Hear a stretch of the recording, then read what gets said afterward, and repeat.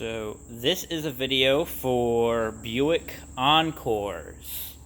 I'm doing this video because there wasn't a specific one on YouTube for this specific model. I know they're very similar in a lot of ways to a lot of other similar Buick models and Chevy models and GM models, and I know how GM loves to do that kind of stuff. Just make one car and then slap 5 different brand names on it. So, what you're going to need for this, what we're doing is transmission, drain, and refill. This car's having a little bit of issues with shifting, and I just wanted to try the easiest thing first, which is just swap out the fluid. Per the recommendation, it's like lifetime. I mean, it's like top off as needed is what it says, but I don't believe in that kind of stuff. I'm not one of those people that think that transmission fluid is for the life of the car. I think it's like any other lubricant, and it needs to be changed out every once in a while. So what we're looking at right here is you can actually access the drain plug through this hole if you wanted to, but we all know what's going to happen here. All the oil is going to drop down onto this plastic tray, and then it's a gamble as to where it's going to drip off this plastic tray. And I want to collect all of it into one pan so I know how much came out, so I know about how much to add back in. So in order to do that, what we have to do is we have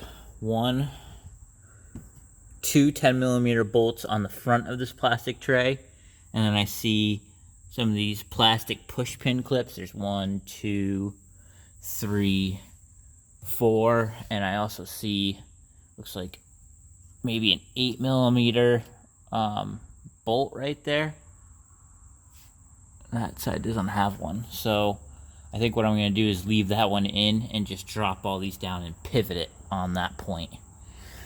So let's see if I can do this in one take.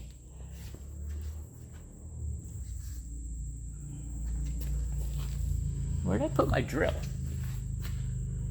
Literally just had the thing. Oh, I set it over here on my toolbox.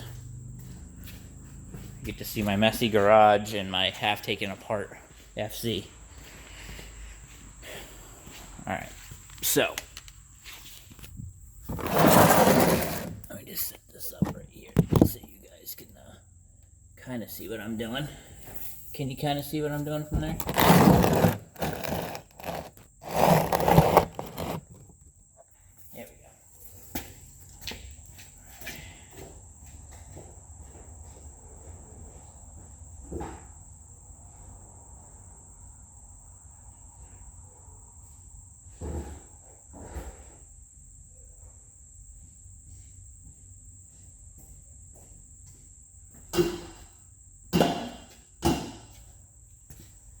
I just had to grab one of my graduated drain pans.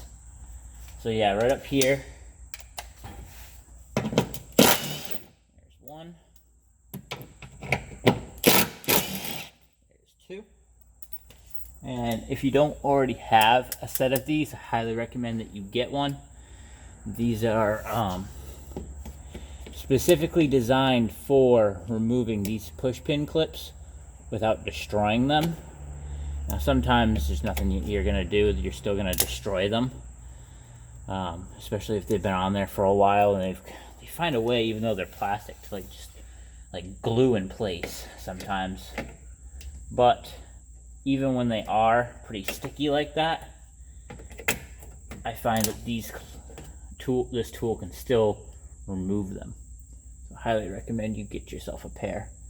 They are really nice to have, and they also make a 90-degree pair for tight spots for wheel wells and stuff like that. If you do a lot of your own car work, I really suggest getting them. They have them on Amazon for pretty cheap. I got just a cheap whatever pair, and I've been using them for a couple years now, and I don't know why it took me so long to get a pair.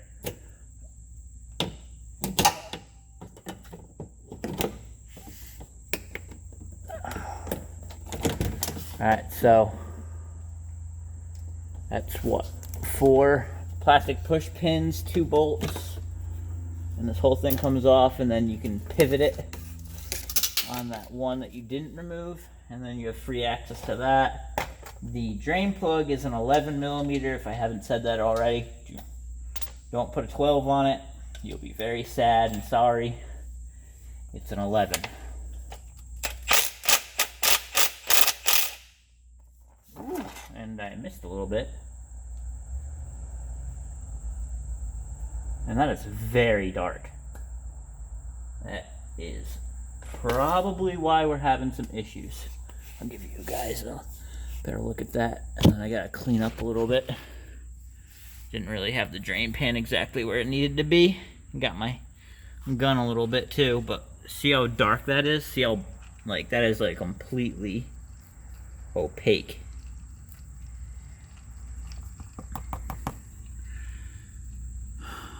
So we'll see how much comes out of here. This thing was empty. We're already up to 2 quarts right there. Next line is 3. They gave me like a giant range. So I'm just gonna fill it back up to where it was. And then I'll probably, seeing as how dark this is, I'll probably drive it for a little while and come back and do this again. So just for ease of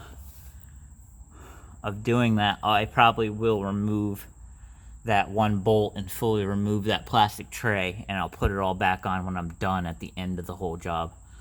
Because what are we up to? Almost 4 quarts now. And I mean, that stuff is black. Just to show you in comparison to what it's supposed to look like,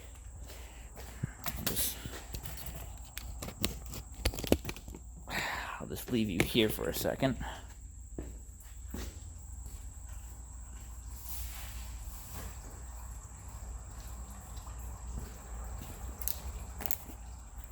So this is what I'm using, Valvoline.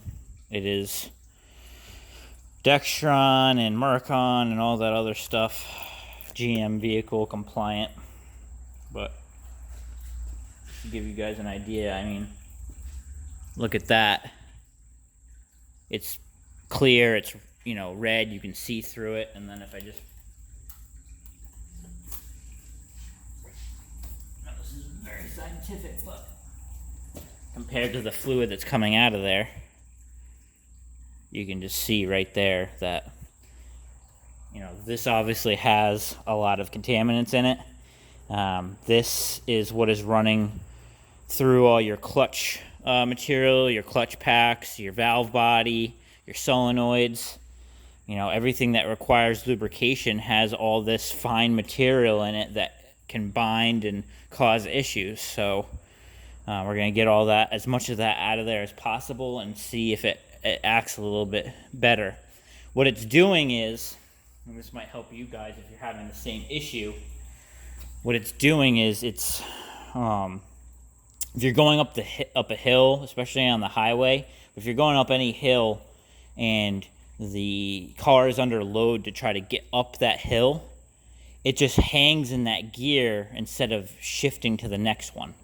So say I don't know where red line is specifically on this car. I think it's like 6,500 RPM. So you'll be doing like 5,500 right at the door of 6,000 RPM, and it'll just hold 6,000 RPM and not shift and not shift and not shift. So that's the issue that we're having. So I mean, from this, you can pretty much, I'm not going to continue on the whole video and do everything, but basically what I am going to do, I will walk you through it. Once that finishes draining out, I'm going to put that drain plug back in, and then I'm going to, through the top, which is, I will show you that because it's super aggravating. But the fill, this is what the fill cap looks like. I know this is like covered in schmutz, but that is what it looks like. It's got the little symbol for the read owner's manual on there, and then it's got a gear that signifies it's ATF, and you will find that right there. See that opening right there? So it's underneath this, that's not a coolant hose. It's actually, I think that's after the turbo. So yeah, that's going into the intake manifold. That's a charge pipe. So that's where you're gonna put it in. So I'm just gonna use a skinny, long funnel, put it in there. And I'm gonna match the amount that was in there. And I might put a half quart in more, but I'm gonna stick right around whatever I took out of there and just see if it's just a fluid issue. And then I'm gonna add, because there's no real dipstick, and they didn't really specify, at least when I looked, a specific amount. It was like a range. It was like between 4 and 6 quarts, I believe.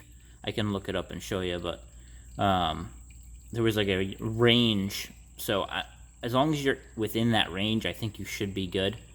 So I'm just going to add about what I took out of it plus about a half a quart, and then take it for a drive, see if it's still exhibiting the same problems or if it got a little bit better. And then I'm going to take it back in here and drain it again and fill it back up again, and then take it for another test drive.